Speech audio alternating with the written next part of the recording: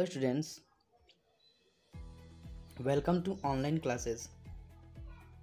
In last video, we learned till here and now today we will learn from here. I hope in last videos we will understand very clearly. If any doubt, you can ask me. So now let's start. The king was very happy to have made peace with his enemy so easily. जैसा कि पिछले video में मैंने आप लोगों को यहाँ तक पढ़ा दिया था, अब आज आगे की स्टोरी पढ़ेंगे। मैं आशा करता हूँ मैंने जितना पढ़ाया है उतना आप लोगों को अच्छे समझ में आ गया होगा और आप लोगों को लाइन बाय लाइन मीनिंग भी समझ में आ गई होगी। अब मैं आज आगे के पार्ट को पढ़ाऊँगा। आई होप मुझे पूरी स्टोरी नहीं बतानी पड़ेगी क्योंकि आप लोग पिछले वीडियो से पूरी स्टोरी समझ गए होंगे, जिसमें जो राजा का इनेमी होता है, राजा का जो दुश्मन होता है, उसको मारने आता है, लेकिन वह घायल हो जाता है तो राजा उसको बचा देता है। फिर वो उससे क्षमा मांगने लगता है and then he ask forgive me, मुझे माफ़ कर दीजिए, मैं आपको मारने आया था लेकिन आपने मेरी रक्षा की। The king was very happy, और यह जानकर कि राजा बहुत खुश होता है, to have made peace with his enemy so easily, और उसे ऐसा लगता है कि वो अपने दुश्मन के साथ इतनी आसानी से शांति बना लिया, यानी इतनी आसानी से उसने अपने दुश्मन के साथ शांति व्यवस्था बना ली। And to have won him over as a friend, और वह उसे अपने मित्र की तरह जीत लिया। मतलब वह अपने दुश्मन के साथ लड़ाई करके न जीता बल्कि शांतिपूर्वक मित्रता के साथ जीत लिया। ही नॉट ओनली फॉरगिव मी, उसने राजा ने न ही केवल उसे माफ़ किया बट लेकिन said he would send him servants and his own doctor to look after him, बल्कि उसे माफ़ी नहीं किया बल्कि उसे अपने सेवकों के साथ भेजा और उसे अपना खुद का डॉक्टर उसकी देख रेख में रख दिया। And he promised to give back the man his property, और उसने यह वादा किया कि वह उस व्यक्ति को उसकी संपत्ति लौटा देगा।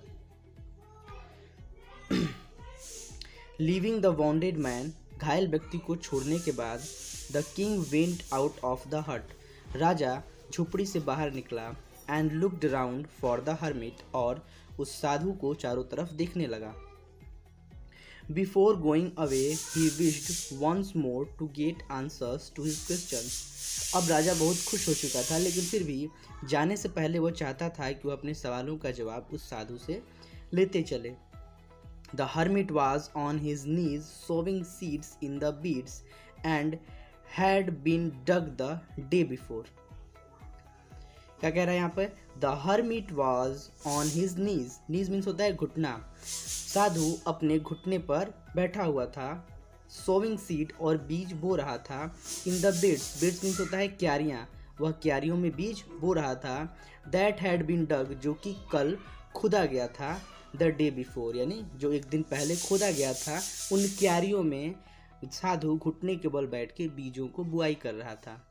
The king went up to the hermit, राजा हर्मिट के पास गया एंड सेड, और कहा, for the last time I beg you to answer my questions, एक अंतिम समय मैं आपसे अपने क्वेश्चन का आंसर जानना चाहता हूँ।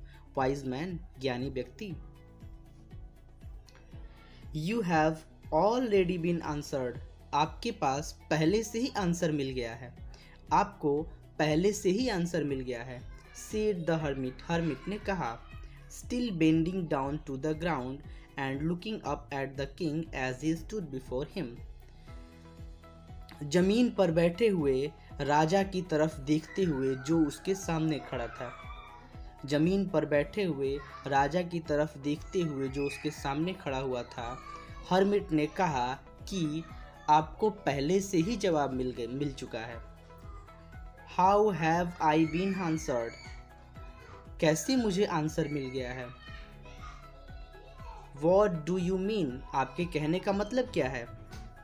डू यू नॉट सी, क्या तुमने नहीं देखा। रिप्लाइड द हर्मिट, हर्मिट ने उत्तर दिया।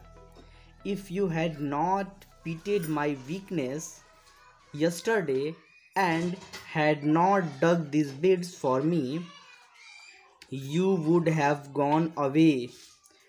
तो हर्मिट कह रहा है if you had not pitied we, यदि तुम मेरे ऊपर रहम नहीं खाते। पीटेड मीन्स होता है दया दिखाना या फिर रहम दिखाना। जैसे कि जब राजा उसको देखता है कि एक बूढ़ा साधु खुदाई कर रहा है तो उसको दया आ जाती है और वो बोलता है कि लाइए मैं खुदाई कर देता हूँ। तो वही पीटेड मीन्स होता है रहम खाना या फिर दया दिखाना। यदि तुम मेरे ऊपर रहम नहीं दिखाए होते, माई वीकनेस मेरी कमजोरियों पर, यस्टरडे कल, and had not dug this beds और मेरे लिए यदि तुम यहाँ खुदाई नहीं करते, यू वुड हैव गॉन, तुम चले गए होते। Then that man would have attacked you and you would have wished you had stayed with me. Then that man would have attacked you, तब वह आदमी जो रास्ते में तुम्हारा इंतजार कर रहा था वो तुम्हारे ऊपर अटैक कर देता, आक्रमण कर देता। And you would have wished you and had stayed with you, लेकिन तुम यहाँ से नहीं गए और तुम यहीं पे रुक गए। So the most important time was when you were digging the beds, इसलिए सबसे महत्वपूर्ण समय वह था जब तुम यहाँ पर क्या कर रहे थे, बेड्स की डिगिंग कर रहे थे, मतलब क्यारियों की खुदाई कर रहे थे। And I was the most important man, और मैं वह सबसे महत्वपूर्ण व्यक्ति था। And to do me good was your most important business, और जो तुम कर रहे थे वही तुम्हारा सबसे महत्वपूर्ण काम था। Afterwards when the man ran to us, the most important time was when you were caring for him, और उसके बाद जब वह आदमी दौड़ते हुए तुम्हारे पास आया तो सबसे महत्वपूर्ण समय था जब तुमने उसकी सेवा की, उसकी देखभाल की। Because if you had not dressed him wounds, क्योंकि यदि तुमने अगर उसके घाव की सफाई नहीं की होती, ही वुड हैव डाइड, तो वह मर जाता। Without having made peace with you, तुम्हारे साथ बिना शांति बनाए हुए। So he was the most important man, इसलिए वह सबसे महत्वपूर्ण व्यक्ति वह भी था। And what you did for him was your most important business, और जो तुमने किया वही तुम्हारा महत्वपूर्ण काम था। Remember then there is only one time that is important and that time is now, इसलिए हमेशा याद रखना केवल और केवल वही समय महत्वपूर्ण है और वह समय है अभी, यानी प्रेजेंट टाइम में जो कुछ भी हो रहा है वही तुम्हारे लिए सबसे महत्वपूर्ण टाइम है। It is the most important time because it is the only time we have any power to act, यही सबसे महत्वपूर्ण समय है क्योंकि यही वह समय है जिस समय में हम लोग कोई भी कार्य करने की शक्ति रखते हैं, यानी कि present time is the most important time. The most necessary person is the person you are with at a particular moment, और ठीक उसी प्रेजेंट टाइम में जो व्यक्ति तुम्हारे साथ है वही तुम्हारा सबसे महत्वपूर्ण व्यक्ति है। For no one knows what will happen in the future, यह कोई नहीं जानता है कि भविष्य में क्या होगा। And whether we will meet anyone else, और किस जगह पर हम किस व्यक्ति से कैसे मिलेंगे। The most important business is to do that person good, और सबसे महत्वपूर्ण कार्य वह है जब हम उस व्यक्ति के साथ अच्छा करेंगे। Because we were sent into this world for the purpose alone, क्योंकि हम इस धरती पर अपने कार्य के लिए अकेले ही आए हैं, हम इस दुनिया में अपने किसी उद्देश्य के लिए अकेले ही आए हैं। लियो टॉल्स्टॉय के द्वारा लिखी हुई यह स्टोरी है। आई होप आप लोगों को स्टोरी पसंद आई होगी, समझ में आई होगी और आप लोगों को इंटरेस्टेड लगा होगा। मैं एक वीडियो बनाने की कोशिश करूंगा जिसमें मैं इस पूरे चैप्टर का एक समरी आप लोगों को बता सकूं, पूरी स्टोरी एक छोटे वीडियो में आप लोगों को समझा सकूं। अगर आप लोगों को स्टोरी समझ में आ गई हो और अगर आप लोग कोशिश कर सकें तो एक शॉर्ट समरी लिख करके मुझे सेंड करेंगे आप लोग। मैं इंतज़ार करूंगा कि आप लोग इस पूरे स्टोरी को शॉर्ट में इंग्लिश में समरी लिख करके मुझे भेजें। ओके, आज के लिए इतना ही। पिछले वीडियो में मैंने आप लोगों को एक होमवर्क दिया था, उसको मैं आंसर बता देता हूँ। आई होप आप लोगों ने भी जो आंसर दिया होगा वो सही ही दिया होगा, और इसको आप लोग अपनी कॉपी पे भी नोट डाउन कर लीजिएगा। पहला क्वेश्चन था what did the king want to know, answer to 3 questions. तो इसका आंसर आप लोग लिखेंगे the king want to know answers, लिखिए आप लोग the king want to know answers to 3 questions. यहाँ तक ऐसे लिखेंगे, फिर आगे लिखेंगे because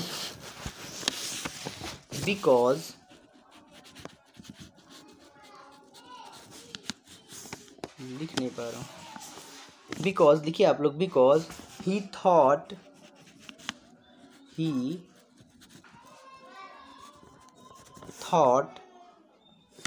that he would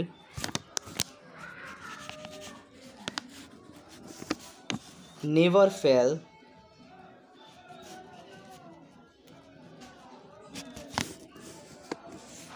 once he knew the answers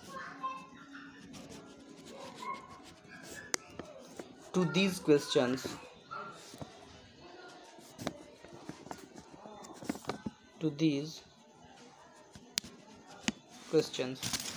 मैं अच्छे से लिख नहीं पा रहा हूँ, लेकिन फिर भी आप मेरी साउंड को सुन करके अपनी कॉपी पे लिख लीजिएगा। मैं एक बार और से आंसर रिपीट करता हूँ।